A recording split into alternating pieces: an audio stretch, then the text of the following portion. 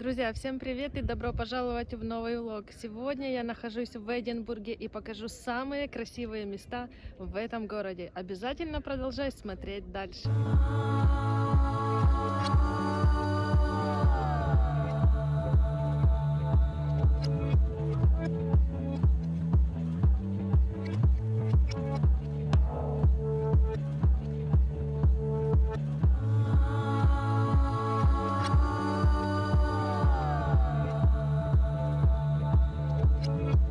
Находясь в Эдинбурге, первое, что вы должны увидеть, это, конечно же, Королевская миля. Королевская миля – это собирательное название для нескольких улиц. Их общая длина составляет 1800 метров. Проходя по улице, встречаются вот такие вот небольшие переулки, и здесь можно пройти. Вот, например, в этом переулке расположено кафе. Можно присесть и пообедать или поужинать. Очень много по городу расставлено разных киосков, и здесь продают сувениры шотландские. Можно даже купить национальную шотландскую юбку. Посреди города стоят вот такие вот интересные туристические двухэтажные автобусы, и можно подойти заказать себе тур по Эдинбургу. Вы можете взять наушники и прослушать экскурсию на своем языке. Очень много интересных магазинов с виски, так как виски считается национальным напитком Шотландии. Ребята, если вы, например, разбираетесь в виски и хотите попробовать шотландское именно виски, то приходите вот в это вот заведение Scotch Whisky, и здесь вам проведут тур. Вы сможете узнать как можно больше информации, как выбирать виски, какой покупать и многое другое. Также есть карта музея. Здесь также находится магазин виски.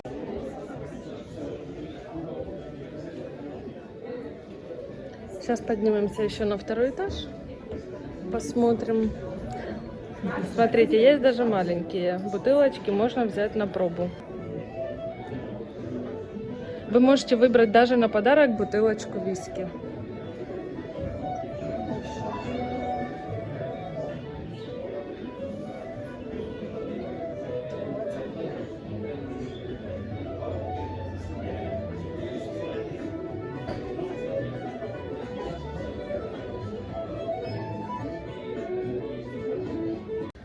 Покажу вам примерные цены. Вот такая вот бутылочка. Здесь у нас 46% алкоголя, 700 миллилитров, стоит 45 фунтов. Такая же 47, 51. И есть, в принципе, другие цены. Есть и подешевле, есть за 34 фунта, 29 и подороже. 80, 80, 72. По поводу маленьких бутылочек, здесь всего лишь по 50 миллилитров, но они стоят 8 фунтов. Поэтому, я думаю, выгодней покупать большую бутылку, чем вот такие вот маленькие. Есть, кстати, и по 6, и по 4, и по 10 фунтов за бутылочку. Никогда не думала, что мне понравится шотландская музыка, но сразу хочу предупредить, что очень близко лучше не подходить, потому что это громко, но красиво играют.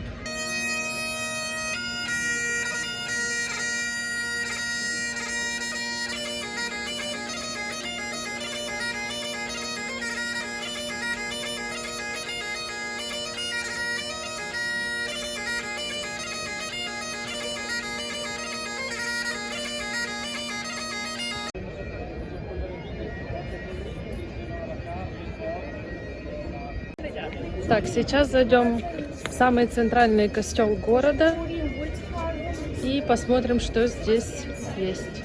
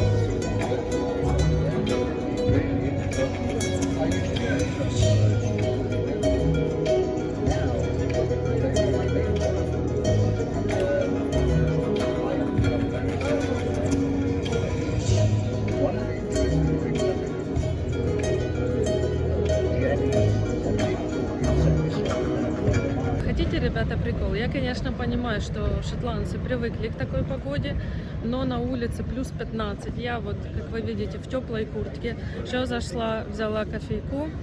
Я только что была в шоке. Я стояла в очереди, пока брала кофе. Они берут кофе, но они берут кофе со льдом. Я, если честно, в шоке. Скорее всего, что у них уже организм привык к холоду, и им все равно, когда пить холодный кофе.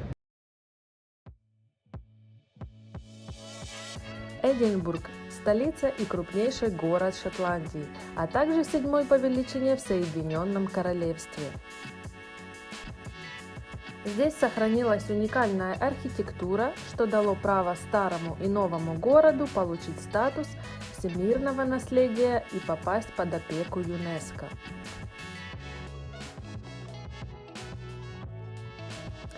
Эдинбург раскинулся на 3 холмах между рекой Лейт и, кроме исторических памятников, впечатляет живописной природой.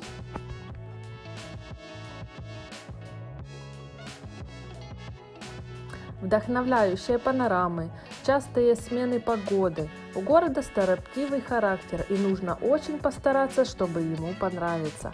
Однако, если вам это удастся, то более приветливого и домашнего города вы не найдете во всей Европе. Все, что вы когда-то читали об Англии, средневековых замках и рыцарях, оживает в Эдинбурге и переносит вас на несколько веков в прошлое. Я сейчас нахожусь на территории Эдинбургского замка. Цена билета для одного человека стоит 21 фунт. Сейчас зайдем и посмотрим, что же там внутри. Чтобы купить билет, нужно отсканировать код, зарегистрироваться и далее подойти к автоматам и приобрести билет. Итак, ребята, хочу вас заранее предупредить, что билет лучше покупать на день, на два раньше. Или если вы, например, приехали, как я, сразу покупайте билет, потому что в основном на то время, которое вы приезжаете, уже все билеты распроданы. Я себе сегодня взяла билет на 1:30. Посмотрите, какой шикарный вид открывается на город. Все как на ладони. Итак, билет у меня на руках.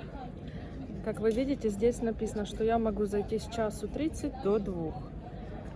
Времени, конечно, у меня до 5 вечера, но все же замок очень большой. И я начну мини-путешествие.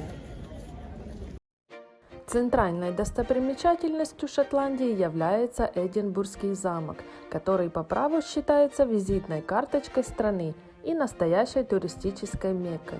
Неприступная крепость, построенная на вершине потухшего вулкана, просто завораживает своей красотой и монументальностью.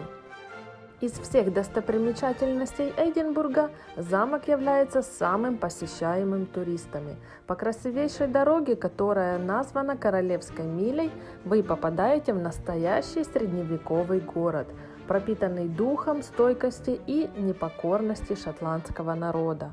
В Эдинбургском замке хранятся королевская корона и много других исторических предметов. Практически все значимые для шотландского народа события происходили около этой крепости. Такое ощущение, что я нахожусь в маленьком городе.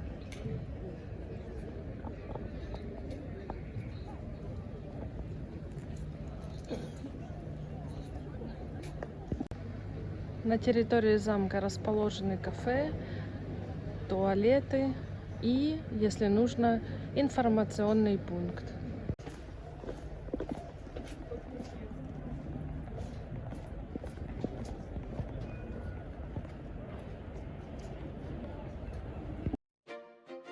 Первая постройка замка уходит корнями далеко в Средневековье. Наибольшее строительство крепости происходило в 17 веке. Именно тогда Эдинбургский замок стал центром столицы Шотландии.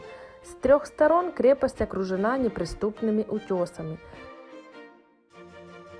В XVIII веке замок был превращен в тюрьму. Ныне Эдинбургский замок имеет статус национального памятника и считается одним из красивейших замков в мире.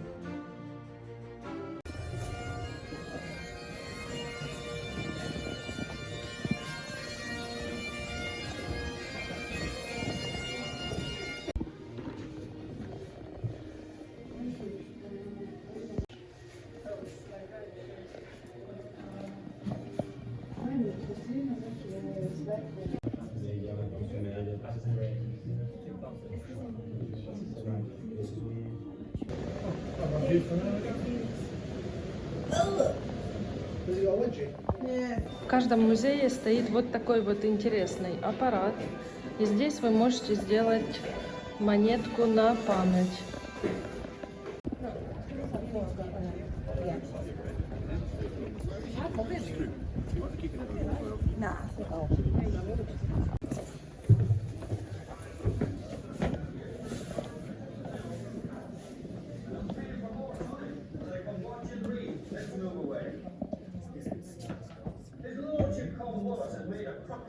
I don't believe it. The man must be mad. He's asking Americans to put down their arms and give up this unnatural rebellion. He even accuses the rebel government of oppression and injustice. Now that's rich coming from an Englishman.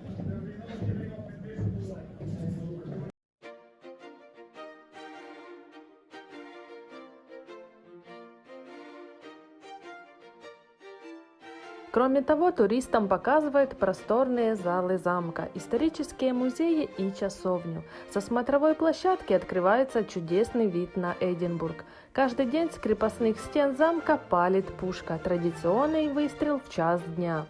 Эдинбургский замок – это еще и отличная декорация для ежегодного фестиваля военных оркестров. Также здесь проходят торжества на Новый год. Стены замка озаряются огнями красивых фейерверков. А еще в Эдинбургском замке проходили съемки саги о волшебнике Гарри Поттере.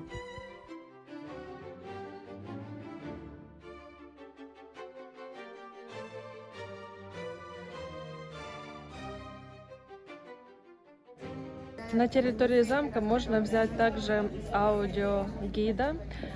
Как вы видите, очень много языков. Также присутствует украинский, русский, польский и многие другие. Что я вам хочу сказать, что на Эдинбургский замок придется потратить от часа и более, потому что здесь очень большая территория.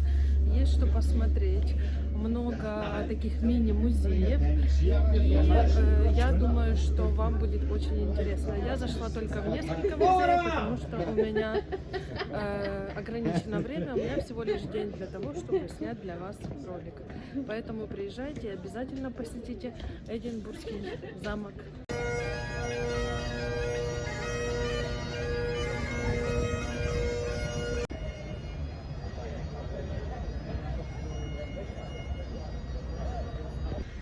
Ребята, под Эдинбургским замком находится небольшая территория в виде парка. Я решила здесь прогуляться и сейчас вам покажу места. Здесь очень красиво.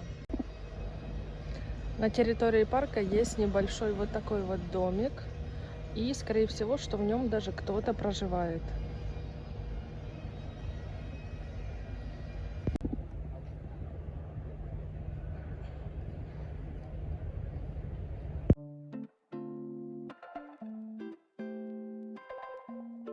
Сады Принцесс-стрит. Городской парк в центре Эдинбурга. Располагается в центре города, занимая низину между старым и новым городом. Парк был устроен в 1820-х годах на месте Нор-Лох, искусственного озера.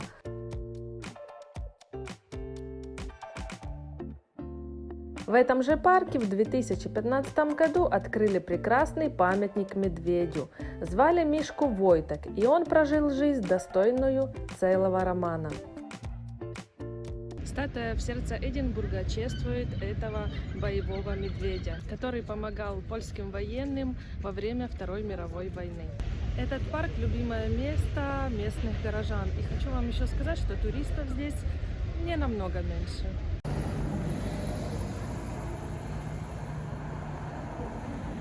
Маленькие окна, трубы.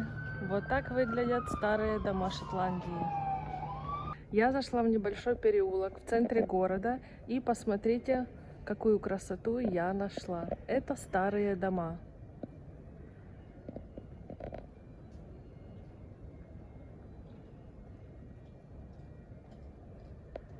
Пока я нахожусь на Королевской миле, пришло время отведать традиционную кухню Шотландии, и это блюдо называется хаггис. Я решила выбрать вот такое вот небольшое кафе. Сейчас зайдем, посмотрим, какие цены, и я себе обязательно закажу и попробую. Это кафе небольшое, но уютное. Расположение кафе на Королевской миле. Здесь также есть второй этаж.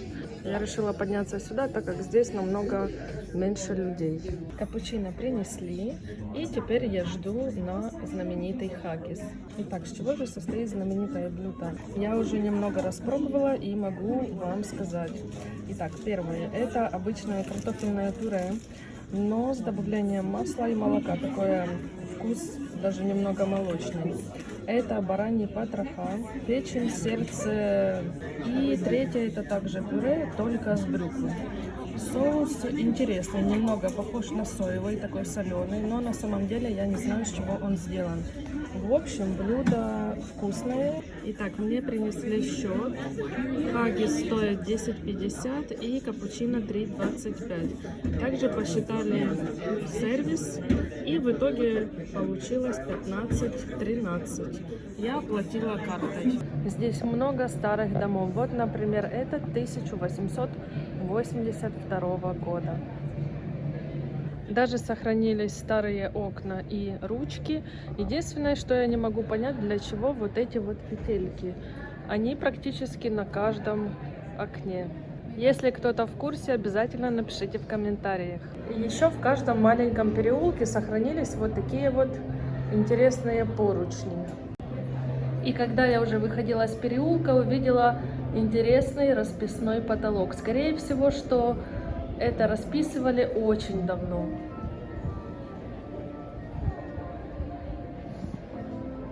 Would you like to take photo for you? No, video. This video. Yeah. Yes, if you want. No, thank you. For YouTube. Thank you, YouTube. Ребята, хочу вам показать интересное место, которое находится в центре города Эдинбурга. Это подземная улица Мэри Кинг. Я уже купила себе билет. Также купила не на то время, когда я пришла, а чуть-чуть позже, потому что уже все билеты распроданы. Билет стоит 19 фунтов. И также я взяла, здесь есть бесплатно аудиоозвучка. Я взяла польский язык, так как украинского и русского языка нет. Вот так вот выглядит вход, где можно приобрести билеты.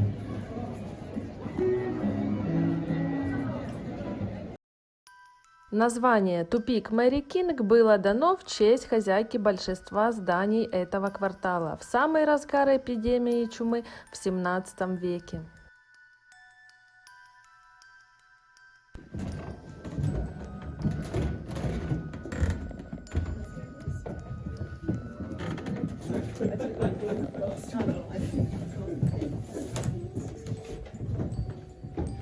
We're now standing in what is a recreation of the Lord Provost's house at the time and turned into Princess Street Gardens, which might be why the grass there is so lush and green today.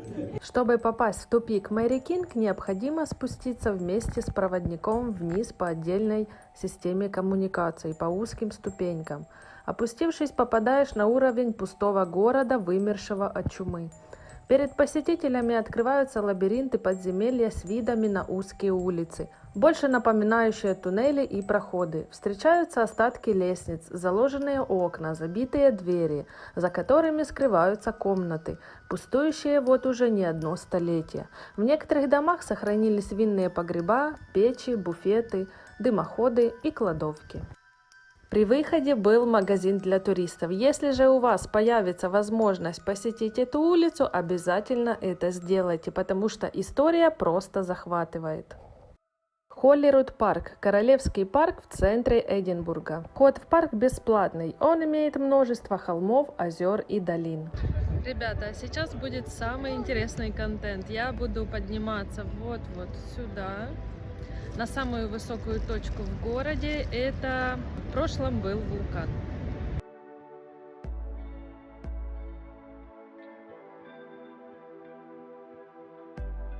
Я поднялась буквально метров 100, и вы посмотрите, какой вид. Просто шикарно. Нужно будет сходить в эту сторону. И также еще есть с другой стороны дорожки. Многие говорят, что тут можно просто целый день провести. Дороги здесь тоже небезопасные, поэтому будьте аккуратны, чтобы не уронить ни телефон, ничего.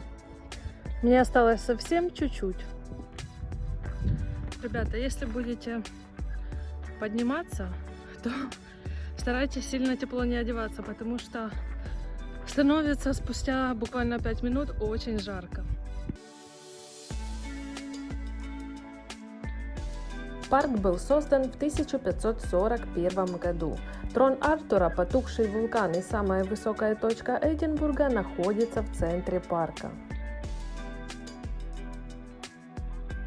Ребята, если вы будете в Эдинбурге, пожалуйста, не пожалейте 1,5 часа и поднимитесь на эту гору. Виды просто шикарные. Если вы не сможете так высоко подняться, здесь есть недалеко еще одна красивая местность. Посмотрите. Небольшая часть от замка. Так что можете даже сюда подняться. Здесь буквально 200 метров и можете пофотографироваться. И когда спуститесь вниз, можно увидеть небольшое озеро и, как вы видите, очень много лебедей. Вид, конечно, захватывает.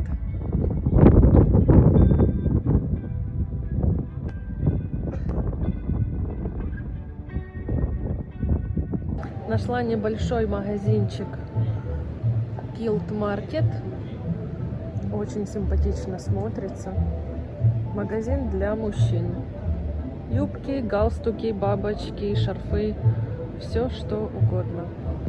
Ребята, я уже буду с вами прощаться. Спасибо за просмотр. Я обязательно сниму для вас вторую часть, потому что в одно видео так много интересных мест просто не помещается.